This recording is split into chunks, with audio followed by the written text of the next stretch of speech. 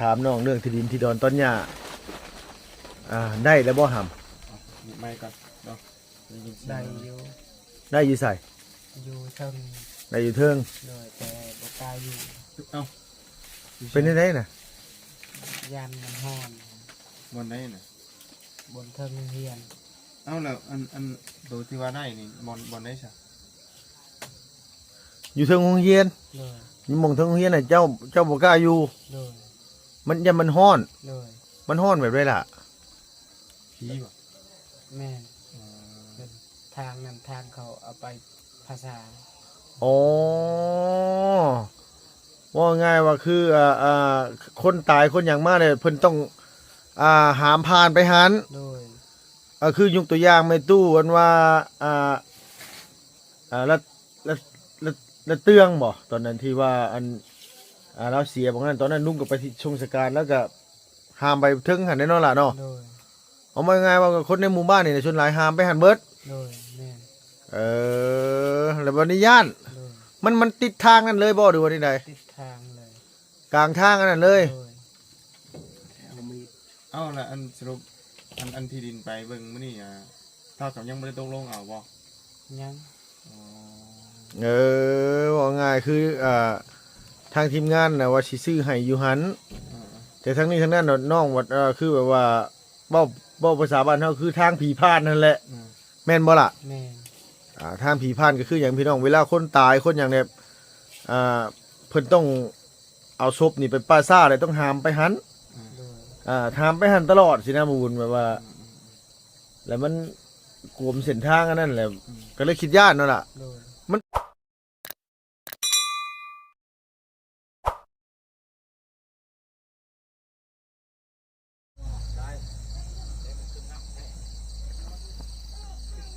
โอ้ยพี่น้องเอ้ยเนาะเปิดคลิปมาตกใจเบิดพี่น้องเอ้ยก็นึกว่านั่งเบิ่งหนังตะลุงอยู่ทางภาคใต้ของประเทศไทยเนาะพี่เนาะเห็นแต่เงาทุ่มอยู่ในผ้าม่านพี่น้องเอ้ยเพราะว่ามันเป็นผ้าบัดพี่น้องเนาะโอ้ยพี่น้องเอ้ยแบบนี้นี่บอกกล้าเปิดไพ่นอนกับเมียได้พี่น้องเนาะผมเป็นยังเนาะเพื่อนข้างๆกับเจ้าเสียนเงาเขาหันที่มันสิบ่กระเลิงงับอยู่บ่ขันเปิดไฟนอนน้ำเมียนี่บ่ได้แท้ๆแล้วนะเราไปเนาะเอามาพบมาพ่อกันช่วงค่ำๆแรงๆเด้อพี่น้องเด้อมื้อเช้านี่มาหาน้องเพิ่นแล้วเทื่อนึงแต่ว่ามื้อเช้าเพิ่นบ่อยู่เพิ่นไปซื้อตะปูเพิ่นซั่นว่าสิมา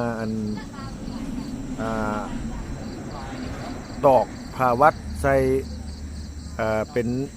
แนวกั้นนั้นว่ากระตูบหน่อยหรือว่ากระท่อมหน่อยทำใจนี่แหละพี่น้องเอ้ยพอได้ส้นได้พิ้งไว้กันว่าคันมันเบิดฝนเนี่ยก็ไข่ดอกพี่น้องยันแต่มันบ่เบิดฝนนี่แหละคันฝนมาหันโอ้ยฝนตกห้ำหัวมันสิบ่เปียกเบิดฝนบอกพี่น้องเลยเนาะเนี่ยใดก็ตามแต่เด้อพี่น้องเด้อช่วงนี้ก็ลงคลิปต่อเนื่องปานใดมื้อเช้านี่ก็มาแต่เช้าแล้วบัดบ่ค่อยสบายกลับเข้าไปห้องนอนใหม่ว่าบุญหาจะมาหลับเมื่อกี้นี่พี่น้องเลยบ่ไหวแห้งสุขภาพอากาศเปลี่ยนไปเปลี่ยนมานะพี่เนาะเอาในใดก็ตามแต่นะพี่เนาะในกราบสบายดีเด้อสบายดีพ่อแม่พี่น้องเบิดสุคนระวังในและก็ต่างประเทศนะพี่น้องที่เขามารับมาชมช่องลุงเทิมชาแนลคือเก่าคือเดิมพี่เนาะไหนก็มาพบมาพอกันแล้วมื้อนี้ก็ฝากพี่น้อง FC ฝากผู้ใหญ่ใจดีติดตามเมืองน้ำแน่นะพี่เนาะอันว่าเมื่อเช้านี่ก็เข้ามาได้ละบ่เห็นน้องเพิ่นก็ได้ทำคลิปสี่แจงเรื่องมี FC คอมเมนต์เข้ามาว่าลุงนี่โกงกินเงินผู้ใหญ่เฮ็ดห้องน้ำของนายเฮือนกันน้องพรบ่ซั่นว่าโอ้กุ้มใจอยู่ลุงก็กุ้มใจหม่องไหนเนาะพี่เนาะกุ้มใจความคิดเขาเจ้าบ่มีความคิดสร้างสรรค์เลยนะพี่น้องเอ้ยว่าขอโทษน้ำซะบ่มีความคิดสร้างสรรค์อีหยังเลยมีแต่คิดอคติแต่กับคนอื่น โอ้ยยังว่าโพดโพอู้เอาสิป้า เป็นบอลชอนมาแล้วก็จะย่างอีกแล้วเนาะป้าพันรถไปให้ ช่วงนี้นะอันตรายได้ช่วงนี้ เนาะพี่เนาะ แต่ว่าอันคนที่ว่าในบ้านตอนนี้มีผู้เดียวนี่หมด คนเดียวเริ่มน้ำพริกนายห้ามเดียวนี่แหละเอาพอเจอมั่มในจุดนี้ มืออื่นก็นั่นก็จังเอาขึ้นไปไว้เทิงหลังคาเพราะว่าตัวนี้มันต้องรับแสงอากาศแสงแดด แล้วสอนให้เป็นอยู่บ่ว่าสอน ไปแบบนี้แหละสบายดีเด้อ โอ้ยสบายดี จังนั้นก็ไปก้านหนูได้นี่ บ่ ดอน หักแล้ว เตรียมกระสุนอันลูกปิงปองไว้นั่นโอ้เต็มระบืน สิได้หรือบ่ มีหมาหมานอยู่บ่สอนไปกันหนู เถื่อกับม่านเถื่อกับบ่ได้ม่าน บ่มาหาหน้ามา เด้มามีบ่ บ่ได้เอามาไปไล่บ่ มาช่างไล่กลางคืน เอาบ้านทุกคนเอามาไปไล่ได้ไปกันหนู อุ้ยคอยยอมแล้ว ไปหาแบบโคตรโลดนะเนาะ ไปไต่เองนี่มันคือสิได้ว่ะ เกี้ยวเสียบเกี้ยน่ะแต่ ดูอย่างไรเนาะ โดย คือเอาบ่แต่งตะวันทั้งพวงเชื่อมแล้วนึกเอา10 โมง เสียบก่อนเราจังหมุน ไปแต่เก้าพอได้อยู่บ่สอนเอ้ย โดยได้ซักออกกินท่านชาวซักเอา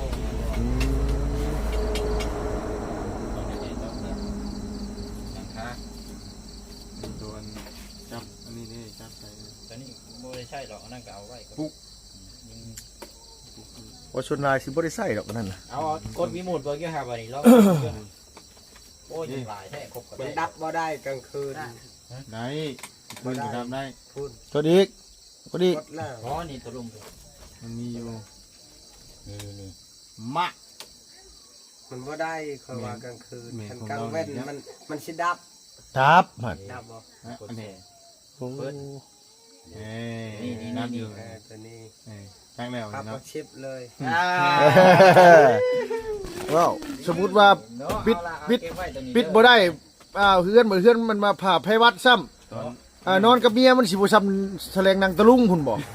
เอาเห็นว่านางรุ่งเป็นออกข่าวนึง โดยอันนี้ห้องน้ำนะบ่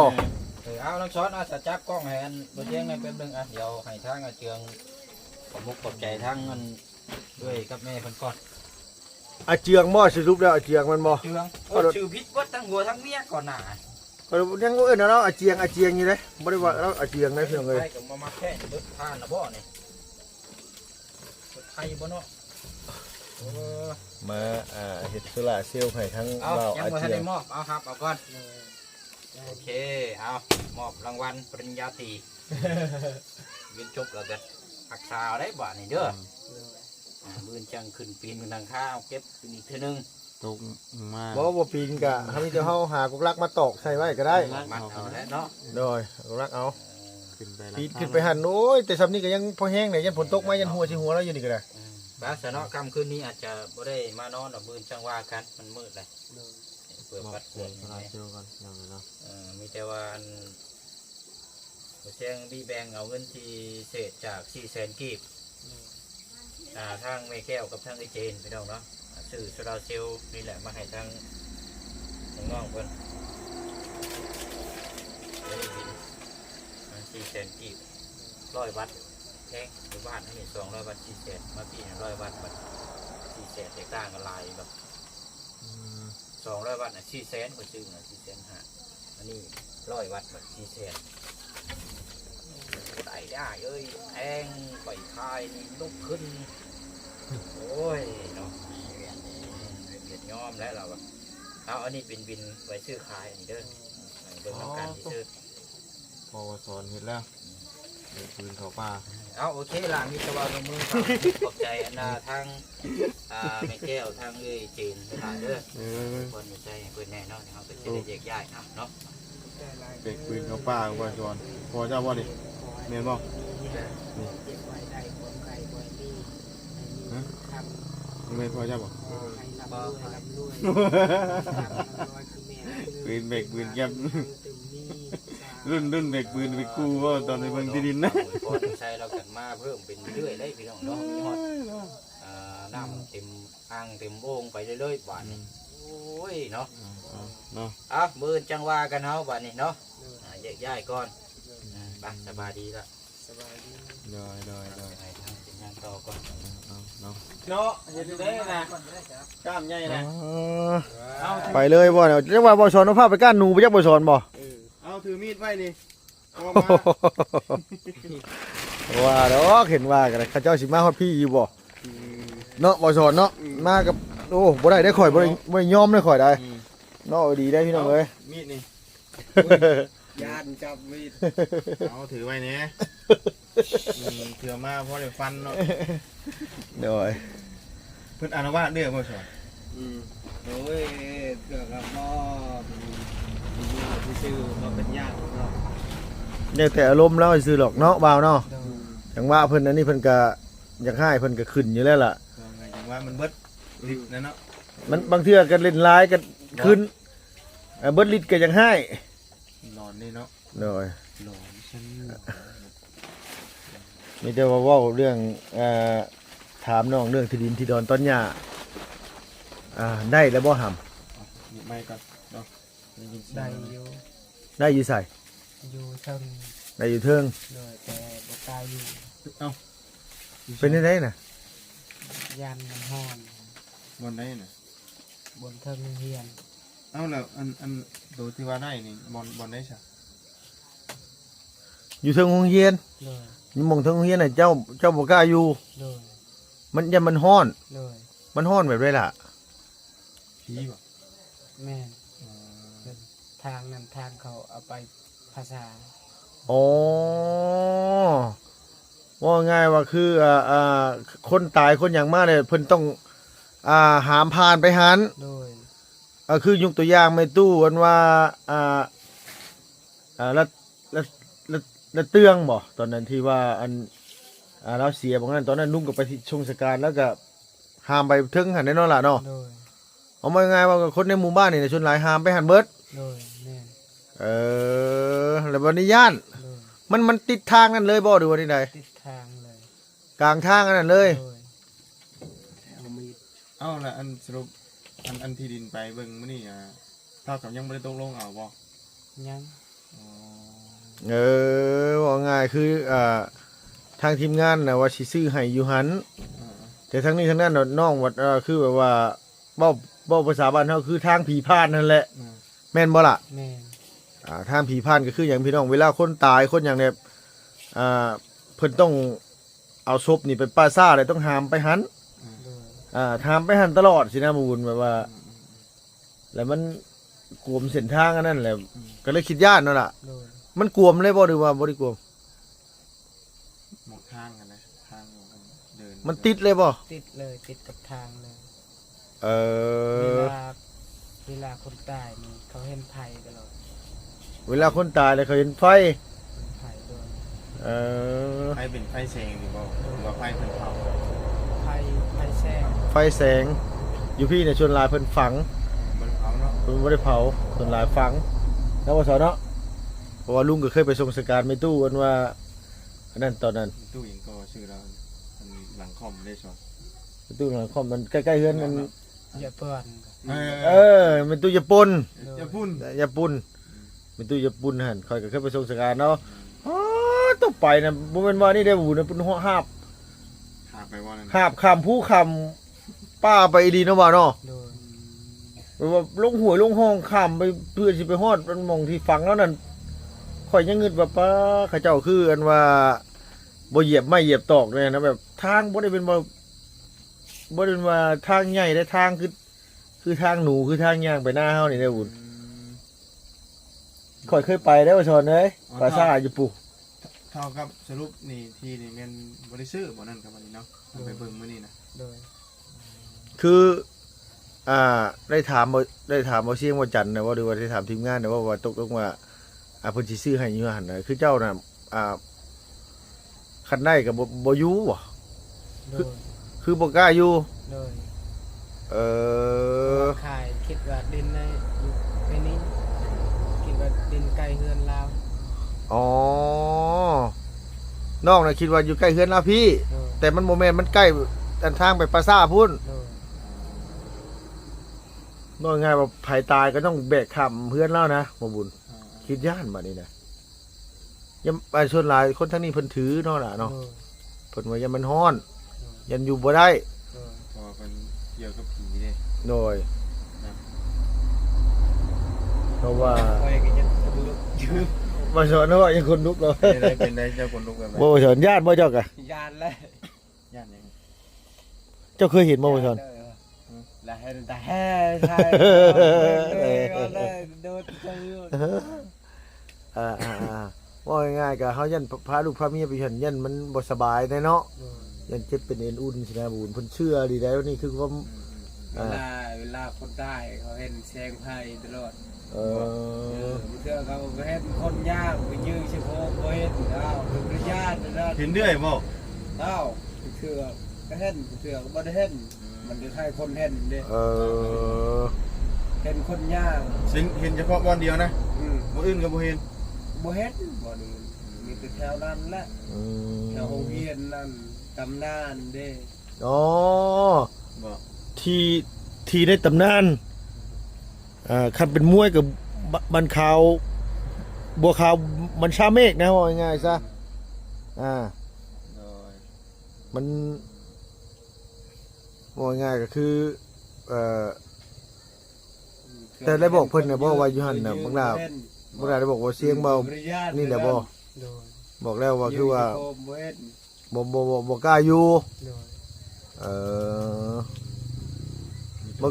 บ่กล้าอยู่กับมีแต่ว่าหาหม่องอื่นหม่องใหม่บ่มีบ่สละบ่มีบ่หม่องอื่นในบ้านนี่นะแบบว่าฟังทั้งนี้บ่มีว่าไผสิขายฟังทั้งนี้น่ะ บ่มี บ่ต้องติดทางก็ได้นะว่าแต่นี่เนาะบ่สอนเนาะทางเพื่อนบ่สอนบ่มีบ่สอน ดินเจ้านี่จ้ะ คนมีเด็ด ขายแล้วนะ เด็ดมันจะใช่ ลุงชาวเจ้ามีดินแม่นเบิดแถวนี่ ไข่บอก เอ้าคนในบ้านนี่เว้านำคณะเศรษฐีเด้พี่น้องเอ้ย เช็ดที่เขากินก็บ่ไม่เช็ดที่หาเลี้ยงชีพแต่ละมื้อ ไอ้ยังก็เศรษฐีเขากินกับบ่มีใช่บ่ล่ะนะเศรษฐีต้องกระบองเด้ ไว้ตกทางข้าวสารบ่ บ่ ช่วงตกอัพบ่ ตกอัพเลย โอ้ฉันได้ฟื้นตูเนาะบ่สอนเนาะ บ่มีเนาะมีกับกันให้เราเนี่ยจะขี่จังได๋ มีพุ่นอยู่พุ่น อยู่อันคุณบอกปลูกกล้วยมันบ่ เราสิไปอยู่วันนี้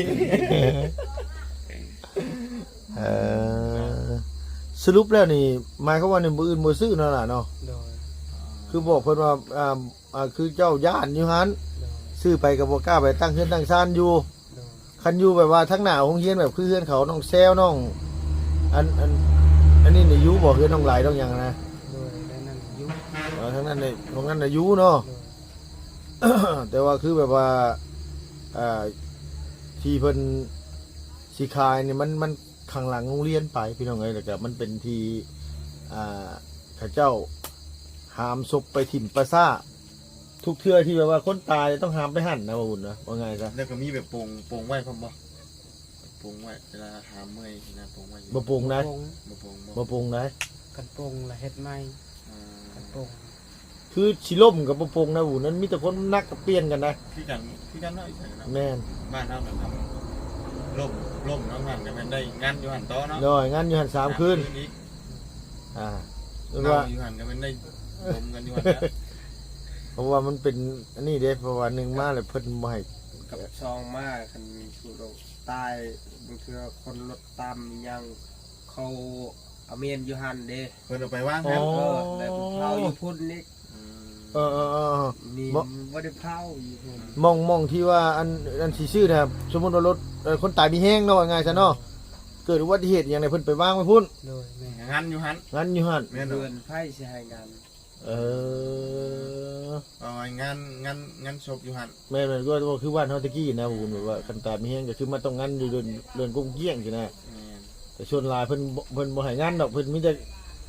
เอามือเดียวเลยตำตายกันคือฝังมื้อนั้นเลยได้บ้านนุ่งน่ะ เดี๋ยวนี้บ่ได้งั้นเดี๋ยว นี่บริงานแล้วสมมุติเพิ่นให้เอานะแม้แต่กลางคืนก็ยังเพิ่นเอาไปเลยนะว่ากลางคืนบ้านนุ่งนี่สมมุติตำตายกลางคืนเอามาส่งก็คือเอาไปกลางคืน ตายตอนนั้นถึง ตามที่เจ้าของเฮือนเว้าพังนี่เขาพังนี่ อืม เขาบอกให้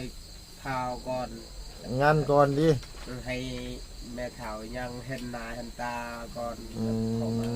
ม จะบอกให้ฟัง ฟังมื้อนี้นั่นแหละ ต้องไงคืออันเจียงนี่อันไอ้ยังบ้านยังก็เจ้าน่ะ ไอ้เชื่อง อาเจืองบ้านอาเจืองย่านเนาะอาเจืองเนาะบ่ที่เจ้าที่เพิ่นหรอกอันนี้ก็ได้ข่อยก็ย่านคือกันกันเป็นเมินสมมุติว่าหมู่ตายแล้วมีแห้งเนาะไปงั้นอยู่หน้าเฮือนเฮาก็บ่มักปานใดเด้เนาะว่าง่ายว่ามันเป็นสิ่งที่บ่ค่อยดีปานใดที่ดินบ่ค่อยงามปานใดแหละพี่น้องเอ้ยอันเรื่องประวัติคือว่าสอนแล้วว่าแหละตำนานเนาะไงตำนานนี่ก็คือแบบว่าหลายรุ่นเนี่ยนะที่เพิ่นไปอยู่หั่นเนาะน้องเนาะว่าไงว่าภัยตายมีแฮงก็ต้องไปงานอยู่หั่น ฮะ คนขี่ก็เขาเฮ็ดชุดสีขาวคือสิโคมบ่เฮ็ดเดี๋ยวจะบ่ได้ญาติเขาก็ลบก่อนเลยค่อย ว่าไงว่าสุดในตำนาน เท่ากับทีนี่ตอนนี้ต้องหามาอีกเนาะ และทางทีมงานเพิ่นว่าเพิ่นสิพิจารณาบ่น้องหรือว่าเพิ่นว่าได โดยปิดยกเลิก อ๋อคือแบบว่าก็คือเขาก็ต้องเข้าใจว่าสิซื้อให้น้องอยู่น้องบ่อยู่เฮาสิซื้อไปเฮ็ดหยังนะบ่บุญแม่นบ่ล่ะซื้อไปมันก็บ่มีค่าคือเก่าพี่น้องเอ้ยบ่ง่ายคือแบบว่าน้องบ่อยู่หั่นเด้คือว่าสิว่าง่ายๆถือเพิ่นก็บ่ดีถือตัวก็บ่ดีแล้วว่าง่ายซะไผก็ย่านเพราะไผเพราะมัน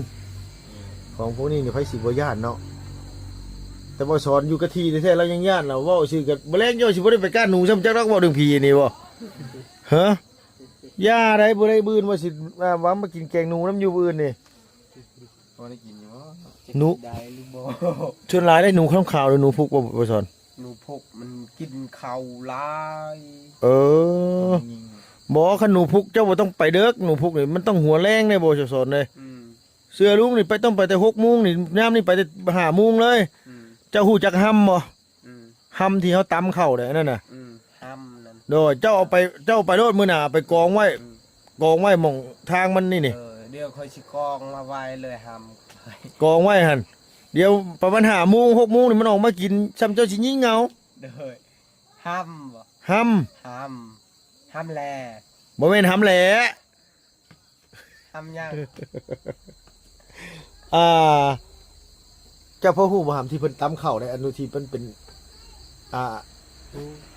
นั่นแหละ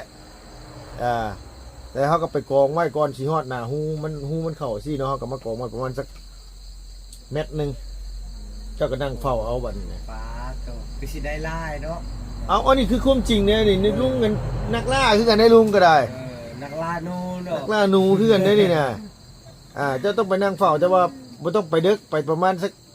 ยามนี่พุ่นตะเวนมันตกไวเนาะประมาณ5 โมงกว่าไปโลด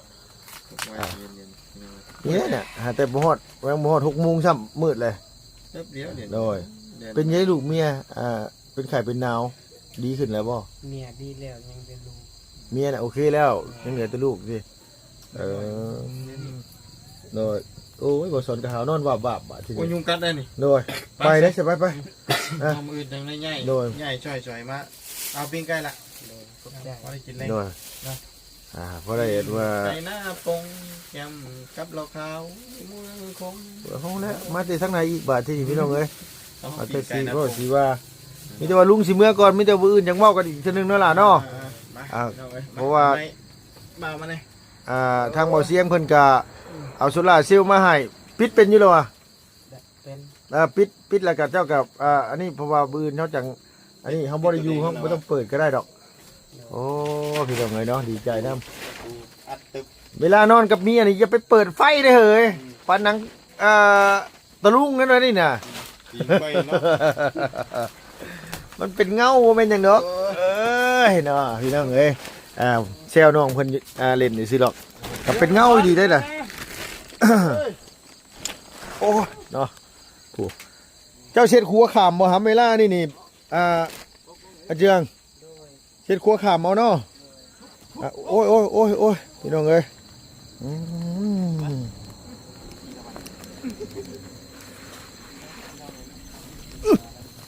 ไปพี่น้องเอ้ยเนาะมาช่วงแรงๆแต่ว่าคำไหว้ย่ำนี่ก็ได้ขอบคุณหลายๆพี่น้องเอ้ยอยู่ดีมีแห้งอย่าเจ็บจะจนลำไปด้วยสุขภาพแข็งแรงเนาะสำหรับคลิปนี้ไปแล้ว